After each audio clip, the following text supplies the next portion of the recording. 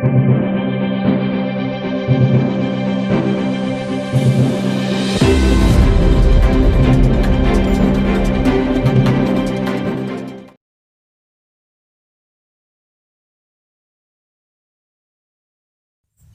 মই যতীন্দ্ৰনাথ কৃষ্ণ দাস।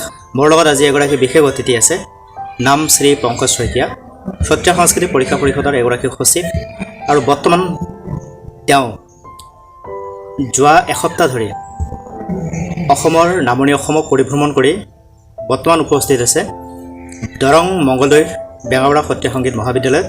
আজি ইয়াতে যিটো সত্ৰীয়া সংগীতৰ ব্যৱহাৰিক পৰীক্ষা হয়, সেই পৰীক্ষা ইয়াতে অনুষ্ঠিত হৈছে আৰু তাৰে এগৰাকী পৰিদৰ্শক হিচাপে তেখেতে আজি আহিছে। এই প্ৰাকখনত তেওঁক আমি লগ পাই খুব সুখ অনুভৱ কৰিছোঁ আৰু তেওঁৰ পৰা আমি জানিব খুজিম এই যি তেওঁৰ নামনি অসমৰ ভ্ৰমণ, এই ভ্ৰমণসূচীত তেওঁ কেনেদৰে আগবাঢ়িলে আৰু কি অনুভৱ লৈ বৰ্তমান তেওঁ। প্ৰথমতে আমি আপোনাক স্বাগতম জনাইছোঁ।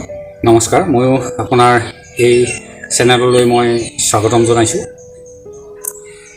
আপুনি আজি যোৱা এসপ্তাহ ধৰি অসমৰ যোৰহাট জিলাৰ পৰা আৰম্ভ কৰি নামনি, নগাঁও, মৰিগাঁও হৈ কামৰূপ, বৰপেটা, গোৱালপাৰা, বঙাইগাঁও, বিজনী, চিৰাং হৈ ধুবুৰী, গৌৰীপুৰ হৈ আগমনী, ছত্ৰছাল, শ্ৰী শ্ৰী ধামৰামৰাইকুটিত ৰাতি যাপন কৰি জিনকাটা, বক্সিৰহাট, ছাগলীয়া, হৰিপুৰ, কোচবিহাৰ, ৰাজবাৰীৰ ৰজা নৰনাৰায়ণৰ ৰাজসভাৰ পৰা আৰম্ভ কৰি মধুপুৰ সত্ৰত আপুনি ৰাতিটো যাপন কৰি তাৰপিছত আপুনি বঙাইগাঁও, কোকৰাঝাৰ, গোসাইগাঁও হৈ আজি দৰং মংগলদৈত ৰাতিটো যাপন কৰি বৰ্তমান আপুনি বেঙাবৰা সত্ৰীয়া সংগীত মহাবিদ্যালয়ত উপস্থিত হৈছে।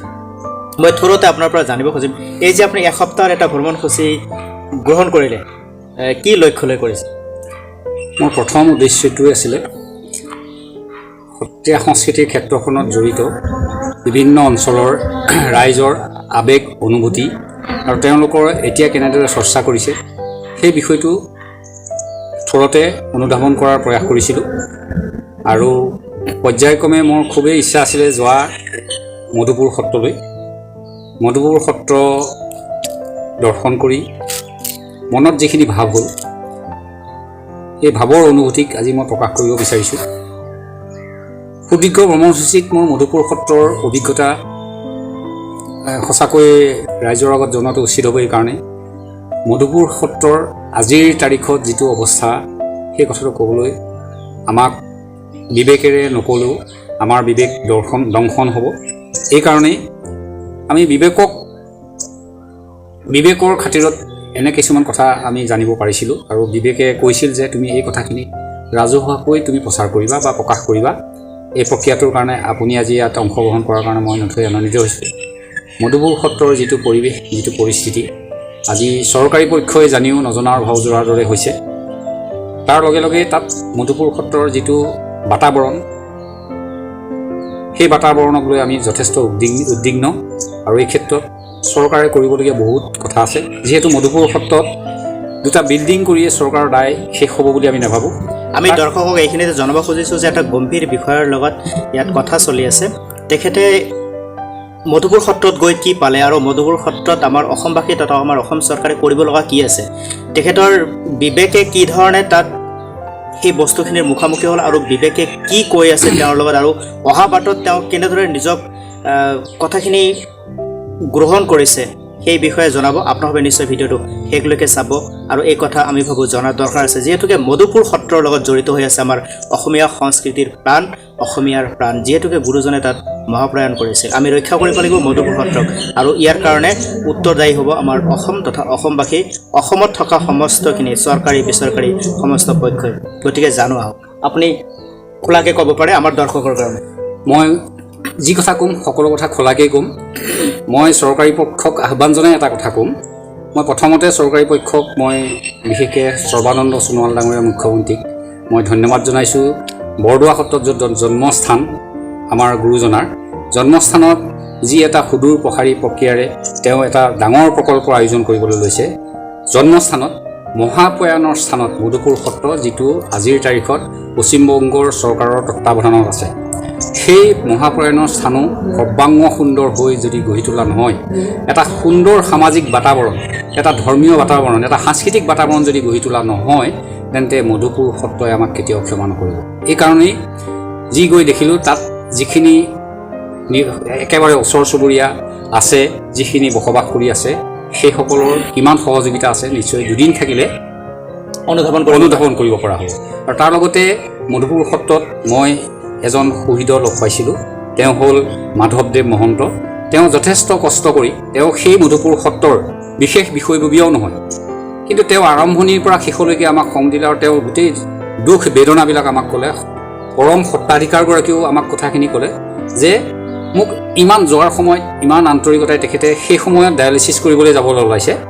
ক'লে যে বাপ, আমি ইতিমধ্যে ওলাইছোঁ, গোটেইখিনি সত্ৰ মহাসভাৰ দৰে অনুষ্ঠান বা যেনেকৈ জাতীয় অনুষ্ঠান আছে সেই জাতীয় অনুষ্ঠানসমূহেও মধুপুৰ সত্ৰৰ এই মৰ্মবেদনাৰ বিষয়ে যাতে উপলব্ধি কৰি পৰৱৰ্তী ক্ষেত্ৰত কেনেকৈ ৰক্ষা কৰিব পাৰে সেই বিষয়ে যাতে আপোনালোকে চিন্তা কৰে, মই আপোনালোকক চমজাইছোঁ। আপুনি কি অভাৱ দেখিলে, তাত কি অসুবিধা দেখিলে, কি দুখ যন্ত্ৰণা বেদনা তেওঁলোকে আপোনাৰ আগত প্ৰকাশ কৰিলে? মধুপুৰ সত্ৰত সঁচা কথা ক'বলৈ গ'লে মানে যিখিনি থাকিব লাগে আন্তঃগাঁথনি মোটামুটি আছে বুলিবই লাগিব, কিন্তু তাৰ লগতে তাৰ যিটো সামাজিক সাংস্কৃতিক বাতাবৰণ, ধাৰ্মিক বাতাবৰণ, সেইটো ধাৰ্মিকটো আছে, কিন্তু তাৰ যিটো এটা সামাজিক বাতাবৰণ প্ৰয়োজন হয় সেই বাতাবৰণটো তাত নাইকিয়া। বিশেষকৈ আপোনাক এটা কথা কৈছোঁ, মই যিহেতু সত্ৰীয়া সংস্কৃতিৰ এই চৰ্চা কেন্দ্ৰ পৰীক্ষা পৰিষদৰ লগত জড়িত, তাত সত্ৰীয়া সংস্কৃতিৰ চৰ্চাৰ কাৰণে এটা অনুষ্ঠান, চৰকাৰী অনুষ্ঠান আছে বহু বছৰ আগৰ পৰা। কিন্তু সেই সত্ৰীয়া সংস্কৃতিৰ অনুষ্ঠানটো কেনেদৰে চলিছে আপুনি যদি নিজেও যায় এবাৰ, মই ভাবোঁ আপুনি এই ক্ষেত্ৰত যথেষ্ট সচেতন, আপুনি এবাৰ পৰিদৰ্শন কৰি তাৰ ভিতৰুৱা কথাবিলাক বুজি ল'ব, তেতিয়া আপুনি সম্পূৰ্ণৰূপে বুজি পাব।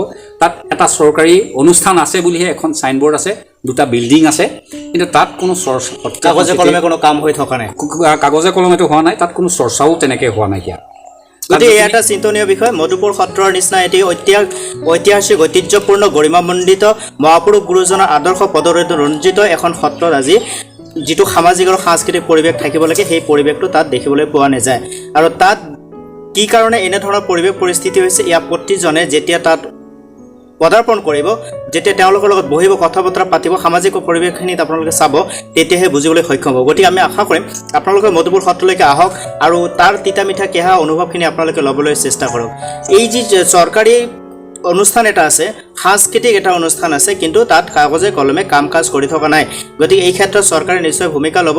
আৰু এনে ক্ষেত্ৰত যিহেতুকে আপুনি সত্ৰীয়া সংগীতৰ লগত জড়িত, কি ধৰণে ভাবে? মই সেইটোৱে কৈছোঁ, মই চৰকাৰলৈ এটাই আহ্বান জনাম, অনুৰোধ জনাম, যিহেতু অসম সত্ৰ মহাসভাৰ সত্ৰীয়া সংস্কৃতি চৰ্চা কেন্দ্ৰৰ বিস্তৃতভাৱে সমগ্ৰ ভাৰতবৰ্ষতে নহয় ভাৰতবৰ্ষৰ বাহিৰলৈও নিয়াৰ আমি প্ৰয়াস কৰিছোঁ আৰু সেই চৰ্চা কৰিবৰ কাৰণে আগবাঢ়িছোঁ। সেইকাৰণে যিহেতু আমি ক'ম যে মধুপুৰ সত্ৰত চৰকাৰীভাৱে বিভিন্ন ব্যৱস্থা লোৱাৰ সুযোগ সুবিধা আছে, বিশেষকৈ আমি সত্ৰীয়া সংস্কৃতি চৰ্চা কেন্দ্ৰৰ পৰীক্ষা পৰিষদৰ অন্তৰ্গত যদি এখন বিদ্যালয়, তাত যিসকল সাংস্কৃতিক কৰ্মী চৰকাৰীভাৱে নিয়োগ কৰা হৈছে, যিসকলৰ ভূমিকা তেনেই পুতৌজনক, সেইসকলক ঠাইত যদি বিশেষকৈ তাত থকা যিগৰাকী সত্ৰীয়া সংস্কৃতিৰ সাধক মাধৱদেৱ মহন্ত, তেওঁৰ নেতৃত্বতে যদি সেই অনুষ্ঠানটো কৰিবলৈ দিয়ে, মই ভাবোঁ ই এটা পূৰ্ণতা পাব। সত্ৰীয়া সংস্কৃতিৰ চৰ্চাৰ ক্ষেত্ৰতেই হওক বা বিভিন্ন ক্ষেত্ৰত তাত প্ৰসাৰৰ ক্ষেত্ৰতেই হওক, ই নিশ্চয় পূৰ্ণতা পাব। এজন সুযোগ্য সন্তান, খুব কমটি বয়সৰ যুৱক বুলিয়েই কৈছোঁ, কাৰণ তেওঁ 18-20 বছৰ ঠিক পূৰ্ণ হৈছে। তেওঁ গোটেই সত্ৰখনৰ সকলো ভিতৰুৱা ক্ষেত্ৰৰ পৰা ধৰি নামৰ পৰা ধৰি গোটেই সত্ৰখনত তেওঁ সম্পূৰ্ণ ভূমিকা পালন কৰিছে। মই আৰম্ভণি পাই দেখিলোঁ, 2 দিনত দেখিলোঁ তেওঁ ৰাতিপুৱাৰ পৰা ৰাতিলৈকে নাম গুণৰ পৰা আদি কৰি সকলো ক্ষেত্ৰতে তেওঁ এককভাৱে কাম কৰিছে, যিটো সঁচাকৈ প্ৰশংসনীয়। আৰু মাধৱদেৱ মহন্ত সকলো গুণৰ অধিকাৰী। তেওঁ ধাৰ্মিক ক্ষেত্ৰখনৰ বৰ যুক্তিবাদী যুৱক। মই তেওঁৰ উজ্জ্বল ভৱিষ্যত এইকাৰণে কামনা কৰিছোঁ। তেওঁ অসমৰ সত্ৰীয়া সংস্কৃতিৰ ক্ষেত্ৰখনলৈ বিশেষ ভূমিকা ভৱিষ্যতৰ দিনত আগবঢ়াব পাৰিব, এইটো নিশ্চিত। গতিকে আমি তেওঁৰ দৰে এজন যুৱকক আমি সকলোৱে যাতে সহায় সহযোগিতা কৰোঁ।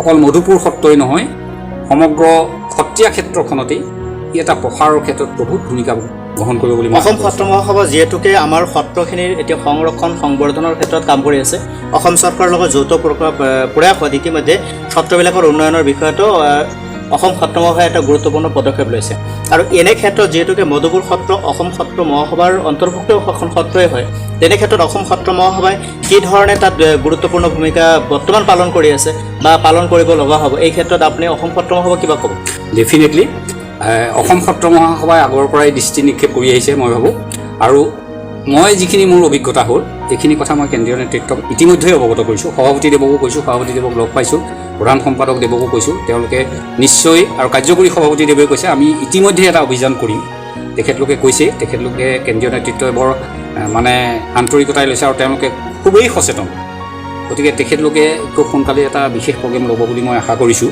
আৰু ল'ম বুলিও কৈছে কথা দিছে যে আমি সমূহীয়াভাৱে এটা পদক্ষেপ ল'ব আৰু চৰকাৰকো জনাব লাগিব কি পৰ্যায়ত চলি আছে তাৰ সম্প্ৰসাৰিত এলেকাসমূহত সত্ৰৰ যিখিনি মধুপুৰ সত্ৰৰ মাটি বাৰী আছে সেইখিনিও ইতিমধ্যেই দখল কৰিছে যিখিনি খেতি মাটি চলি আছে তেওঁলোকক সামান্য এটা পৰিমাণ দিয়ে বাকীখিনি তেওঁলোকে আৰু যদি 5 বছৰ এনেকেই থাকে তেনেহ'লে সেইখিনিও সত্ৰৰ বুকুৰ পৰা হেৰাই যাব সেইটো বৰ ডাঙৰ কথা এইটো এটা চিন্তনীয় বিষয় যে মধুপুৰ সত্ৰ ইতিমধ্যে আমি জনামতে যে পূৰ্বতে ইয়াতে 251 বিঘা মাটি আছিল আৰু তাৰ পৰা ক্ৰমে গৈ বৰ্তমান 45 বা 41 বিঘা মাটি আছে আৰু তাৰ মাজতে যিখিনি তেওঁলোকে পাব লাগে সেইখিনি তেওঁ সেই অনুপাতে নাপায় কিবা কিঞ্চিত এটা পৰিমাণ এটা পায় আৰু সেইখিনিৰ এখন সত্ৰ নচলে গতিকে যিসকলে মধুপুৰ সত্ৰ সম্পৰ্কে ভাবিছে যে মধুপুৰ সত্ৰখন সুন্দৰকৈ চলি আছে ইয়াতে ৰাজকীয় তেওঁলোকে আৰ্থিক অনুদান পায় আৰু সেই অনুদানেৰে তেওঁলোকে বছৰৰ পিছত বছৰ ধুনীয়াকৈ চলি আছে আচলতে তেনেধৰণৰ কোনো একো নহয় আচলতে যদি বাস্তৱ ক্ষেত্ৰত আপুনি নাযায় তেতিয়াহে আপোনালোকে সেই কথাখিনি বুজিবলৈ সক্ষম নহ'ব গতিকে আপোনালোকক আমি বিনম্ৰ সেৱা ধৰিছোঁ এই ভিডিঅ'টোৰ যোগেদি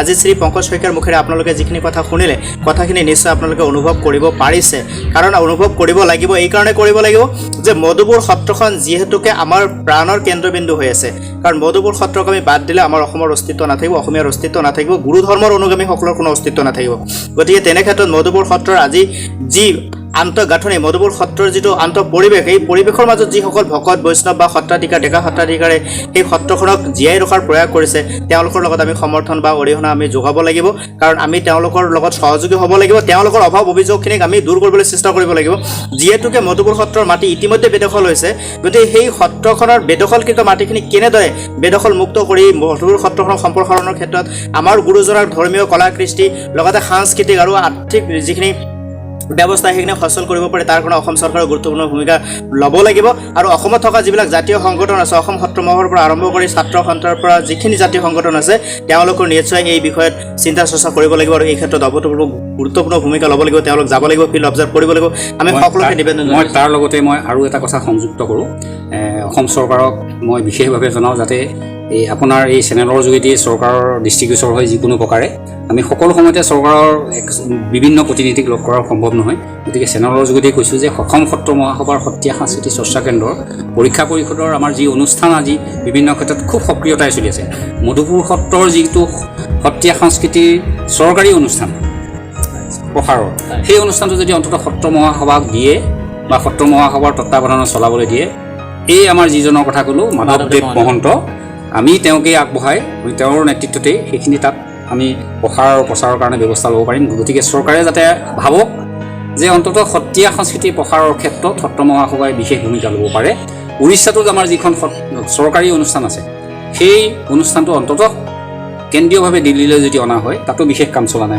মই মোৰ পৰা তথ্যমতে আমাৰ দিল্লীত সত্ৰীয়া সংস্কৃতি ইতিমধ্যেই 2খন বিদ্যালয় মহাবিদ্যালয় চলিছে গতিকে সেই বিদ্যালয় মহাবিদ্যালয়ত পাঠদানৰ ক্ষেত্ৰতো সুবিধা হ'ব আৰু সত্ৰীয়া সাংস্কৃতিক প্ৰসাৰৰ ক্ষেত্ৰত কেন্দ্ৰীয়ভাৱে দিল্লীটো চলিব গতিকে সেই শিক্ষকসকলকো যাতে কথাটো নিশ্চয় আপোনালোকে বুজি পাইছে আচলতে চৰকাৰী তৰফৰ পৰা কিছুমান অনুষ্ঠান ইতিমধ্যে আছে চৰকাৰীভাৱে সাংস্কৃতিক প্ৰকল্প ইতিমধ্যে তৈয়াৰ কৰা হৈছে কিন্তু সেইখিনি কামে চলি থকা নাই নিষ্ক্ৰিয় হৈ আছে গতিকে এনে ক্ষেত্ৰত চৰকাৰে এটি গুৰুত্বপূৰ্ণ ভূমিকা ল'ব এইখিনিক আমি যাতে সক্ৰিয় কৰিব পাৰোঁ যিহেতুকে অসম সত্ৰ মহাসভা সত্ৰীয় সংস্কৃতি পৰীক্ষা পৰিষদৰ যোগেদি আমাৰ সত্ৰীয়া সংগীতৰ যিটো ধাৰা সেই ধাৰাটোক আৰু প্ৰবলভাৱে প্ৰচাৰ প্ৰসাৰ কৰিবলৈ সম্প্ৰসাৰিত কৰিবলৈ আমাৰ ৰাজ্যৰ লগতে ৰাষ্ট্ৰৰ লগতে আন্তঃৰাষ্ট্ৰীয় পৰ্যায়ত এটি বিশেষ সক্ৰিয়তাৰে আগবাঢ়ি গৈ আছে এই ক্ষেত্ৰত যি ধৰণে অসম সত্ৰ মহাসভা সত্ৰীয়া সংস্কৃতি পৰীক্ষা পৰিষদক লৈ এইখিনি কাম কৰিছে তেনে ক্ষেত্ৰত অসম চৰকাৰৰ যিখিনি সাংস্কৃতিক কাৰ্যালয় আছে বিভিন্ন ঠাইত আছে মধুপুৰতো আছে উৰিষ্যাতো আছে সেইখিনিক যদি সত্ৰ মহাসভাৰ লগত জড়িত কৰে সত্ৰ মহাসভাৰ সত্ৰীয়া সংস্কৃতি পৰীক্ষা পৰিষদৰ নেতৃত্ববৃন্দক যদি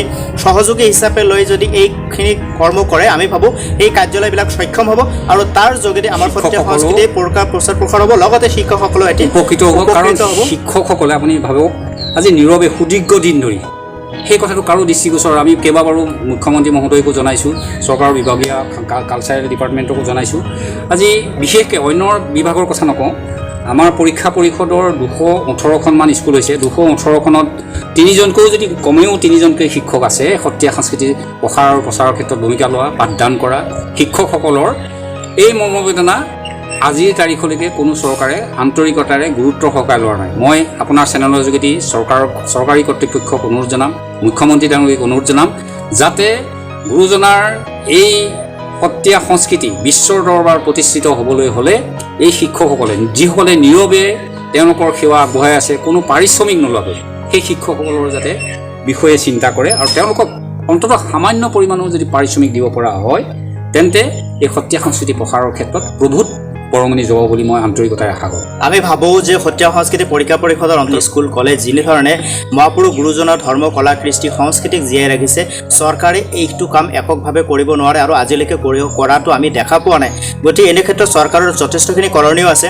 যিসকলে আজি সত্ৰীয়া সংগীতৰ ধাৰাটোক জীয়াই ৰাখিবৰ কাৰণে অপুৰুষাৰ্থ কৰিছে, তেওঁলোকে এটি ডিপ্ল'মা লৈ, বিশাৰদ ডিগ্ৰী লৈ ইয়াৰ ওপৰত গৱেষণা কৰি বিভিন্ন স্কুল লৈ তেওঁলোকে ছাত্ৰ ছাত্ৰীক শিকাই বুজাই আছে। কিন্তু দুখ লগা কথা যে যেতিয়া আমি তেওঁলোকৰ মাজত দেখা পাওঁ যে তেওঁলোকে পাৰিশ্ৰমিক হিচাপে একো নাপায়। যিহেতুকে অনগ্ৰসৰ অঞ্চলত এইবিলাক কাম কৰি থাকে, তো অভিভাৱকসকলেও তেওঁলোকক যথা পাৰিশ্ৰমিক দিব নোৱাৰে। তথাপিও গুৰুজনাৰ কৃষ্টি সংস্কৃতিক ধৰি ৰাখিব লাগিব কাৰণে, জাতিৰ অস্তিত্বক ধৰি ৰাখিব লাগিব কাৰণে তেওঁলোকে কৰ্মখিনি কৰি আছে। গতিকে তেওঁলোকৰ প্ৰতি যদি অকণমান চৰকাৰে দৃষ্টি অকণমান দিয়ে, তেওঁলোক যদি অলপ চাহ জলপানী খৰচ হিচাপে যদি কিবা এটা দিয়ে প্ৰতিমাহে পোৱাকৈ, তেনেহ'লে তেওঁলোকো উপকৃত হ'ব। আমাৰ এই যিটো সংস্কৃতি ধাৰা, এই সংস্কৃতি ধাৰাটো সুদূৰ প্ৰসাৰিত হ'ব আৰু অব্যাহত থাকিব আৰু আমি সদায় গৌৰৱ কৰিব পাৰিম।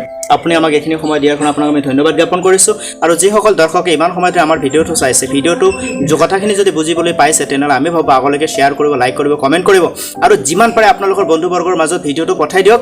কাৰণ আমাৰ যিখিনি দুখ দৈন্যতা মধুপুৰ সত্ৰক লৈ আছে, সেই মধুপুৰ সত্ৰৰ দুখ দৈন্যতা নহয়, সেয়া আমাৰ দুখ দৈন্যতা। গতিকে আমি আমাৰ দুখ দৈন্যতা সকলোৱে মিলি পৰস্পৰে সহযোগিতাৰ মাজতে দূৰ কৰিব লাগিব। তাকে কামনা কৰি মই যতীন্দ্ৰ কৃষ্ণ দাসে আপোনালোকৰ পৰা বিদায় লৈছোঁ। ধন্যবাদ।